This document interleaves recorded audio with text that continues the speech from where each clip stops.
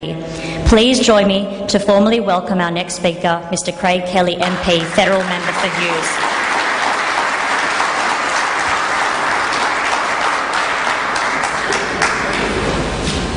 Thank you so much for that introduction. I'd like to start by acknowledging Mr. Hamiz Hussain, Mr. David, my many parliamentary colleagues here, Mr. Chris Bowen.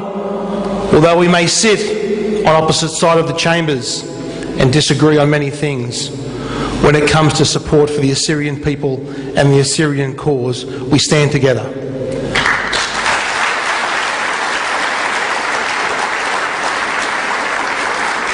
I'd also like to thank my many colleagues here from State Parliament today as well.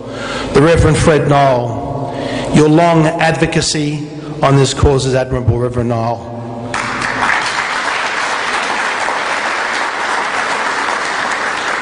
The same for the Honourable David Clark and the Honourable Marie Fakara, Mr. Guy Zangari, Mr. Paul Green and Andy Rohan. I acknowledge your presence all here today. Ladies and gentlemen, one of the greatest fighters for Western culture in the world, Winston Churchill, once reminded us that those that fail to learn from their history are doomed to repeat it.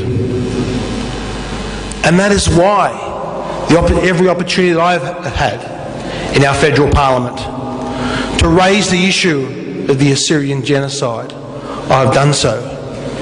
Because the great fear that if we do not admit those mistakes in the past, if we do not acknowledge that historical reality, we will actually be doomed to repeat those same mistakes.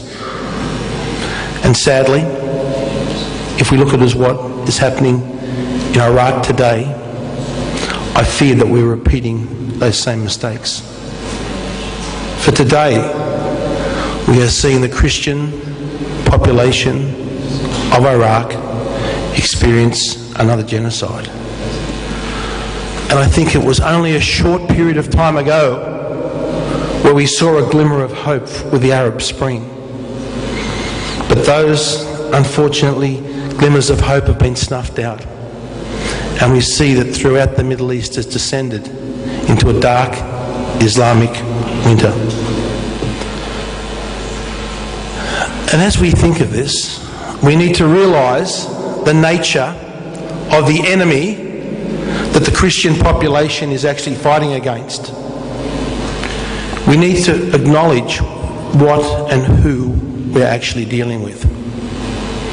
Throughout the last century, our forefathers have had to fight the militarism of Germany and the Ottoman Empire. They've had to fight fascism, they've had to fight the Nazis, they've had to fight communism. But if we look at those evil regimes throughout history, I think combined, the current ISIS or ISIL, or whatever they want to call themselves, is worse than those evils all combined. What type of humanity finds it acceptable to sever a human head and to hold it up? This is what we're dealing with. A culture of death. A culture that simply murders indiscriminately to enforce their view upon the world.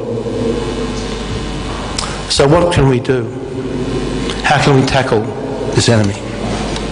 How can we work to live in peace?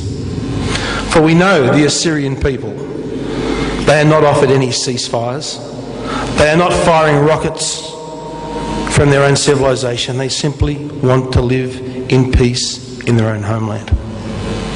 So if we acknowledge the absolute evil that we face, we must realise that there can be no compromise with these people.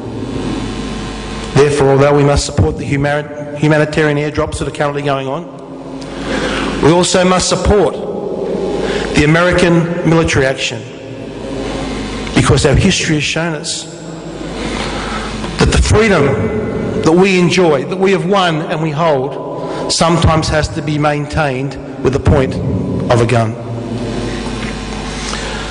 We also realise that we here in Australia are not immune to this.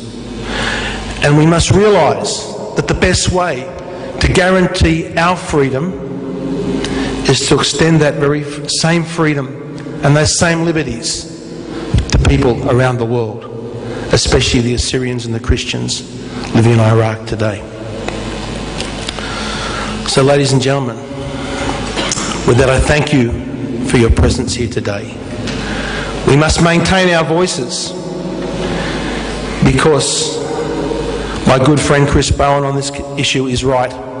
There is a glimmer of hope. If ISIS can be defeated, and when I say defeated, not with compromise, but militarily defeated in Iraq, there is a window of opportunity to establish a homeland for the Assyrian people.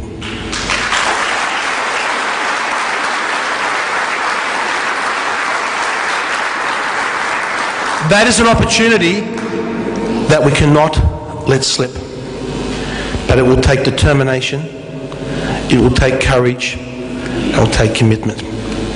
And we can pray that one day in the near future we'll see that day. Thank you.